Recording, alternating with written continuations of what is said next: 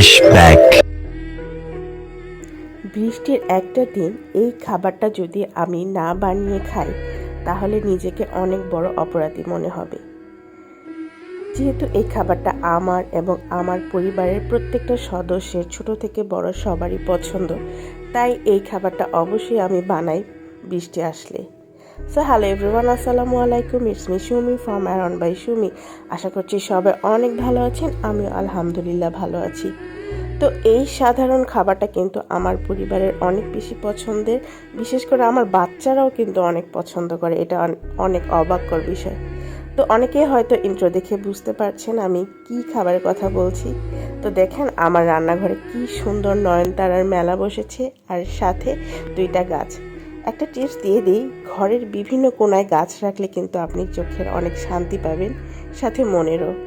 তো এই যে দেখেন আমি হাতে নিয়ে দাঁড়িয়ে আছি, খুদের ভাত রান্না করব, তাই হাতে খুদের চাল। আর এই চালটা দিয়েছে কে জানেন? আমার সেই প্রাণপ্রিয় বান্ধবী। আমি যখন ওদের বাসা থেকে আসি ও আমাকে জোর করেই খুদের চাল দিয়ে দেয়। এটা ওদের গ্রামের খুদের চাল, যেহেতু আমি অনেক বেশি পছন্দ করি তাই ওকে আমাকে দিয়ে দেয়।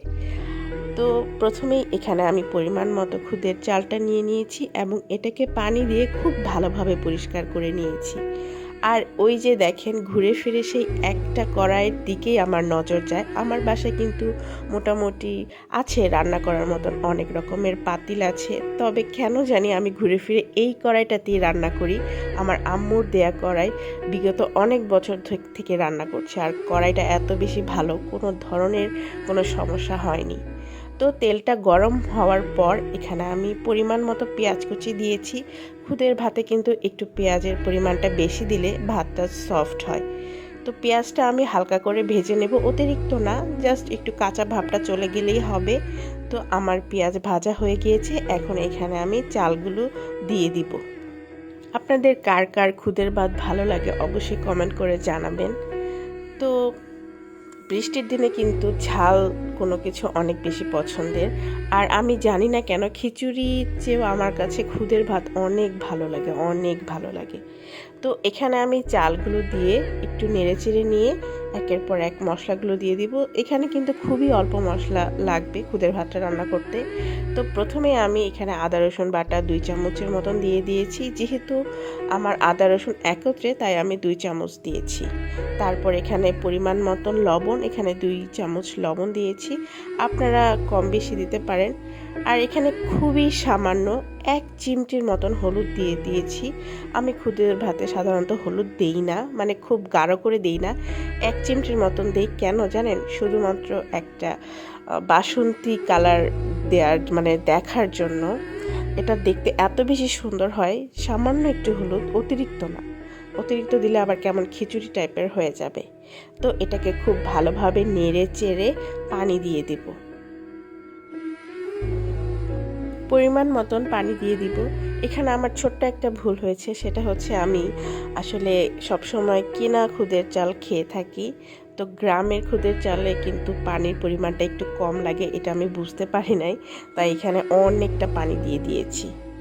তো যাই হোক, এখানে ভাত বসিয়ে দিলাম। এখন এই ভাত তো এমনি এমনি খাওয়া যাবে না, এর জন্য ঝাল ঝাল ভর্তা লাগবে। তাই আমি এখানে শুটকি ভর্তার জন্য সব কিছু রেডি করে রেখেছি। তো ওইদিকে ভাতটা হতে থাকুক আর আমি এখানে শুটকি ভর্তাটা বানিয়ে ফেলি। পানির এখানে বলক চলে এসেছে, এখন বাকি যেই মশলাটুকু বাকি আছে সেটা দিয়ে দিব। মানে এখানে আমি গোটা কয়েক রসুন দিয়ে দিব, কিন্তু যারা রসুন পছন্দ করে না তারা না দিলেও চলবে। এটা হচ্ছে যারা রসুন খুব বেশি পছন্দ করে তাদের জন্য, যেমন আমি। আর দিয়ে দিলাম ফালি করা বেশ অনেকটাই কাঁচামরিচ। এতে কিন্তু খুব বেশি ঝাল লাগবে না, ভয় পাওয়ার কিছু নাই। আর দেখুন কালারটা কিন্তু কত সুন্দর, একটা ইয়েলোইশ কালার, মানে হলুদও না আবার সাদাও না। এখন হচ্ছে খুব মজার একটা ব্যাপার হবে, সেটা হচ্ছে আমি এখানে একটা শুকনো মরিচ নিয়েছি, নিয়ে ভিতরে ঝালটুকু ফেলে দিয়েছি। তারপর সেটাকে কেচি দিয়ে কুচকুচ কুচকুচ করে কেটে দিচ্ছি। এটা কিন্তু কোনো টেস্ট দিবে না, তবে এটার যে একটা সুন্দর টেক্সচার দিবে, মানে দেখতে এত বেশি আকর্ষণীয় হবে যে আপনি মানে নামানোর আগেই খেয়ে ফেলবেন, এমন একটা ব্যাপার। এটা জাস্ট সৌন্দর্যের জন্য আমি দিয়ে থাকি, আপনারা কিন্তু ট্রাই করে দেখতে পারেন। কথায় আছে যেটা দেখতে অনেক বেশি সুন্দর হয় সেটা খেতেও অনেক বেশি ভালো লাগে। তো যাই হোক, এখানে খুদের ভাতটা হচ্ছে আর আমি এখানে ভর্তাগুলো তৈরি করে ফেলি। রান্নার মধ্যে আমি আবারও আমার বান্ধবীকে ধন্যবাদ জানাচ্ছি যে একটা দিন আমাকে এত মজাদার খাবার খাওয়ানোর সুযোগ করে দেওয়ার জন্য। থ্যাংক ইউ মৌসুমি। তো এখানে আমি শুকনো মরিচ আর রসুনগুলো টেলে নেওয়ার জন্য দিয়ে দিলাম। ভাতটা এখানে হয়ে যাচ্ছে।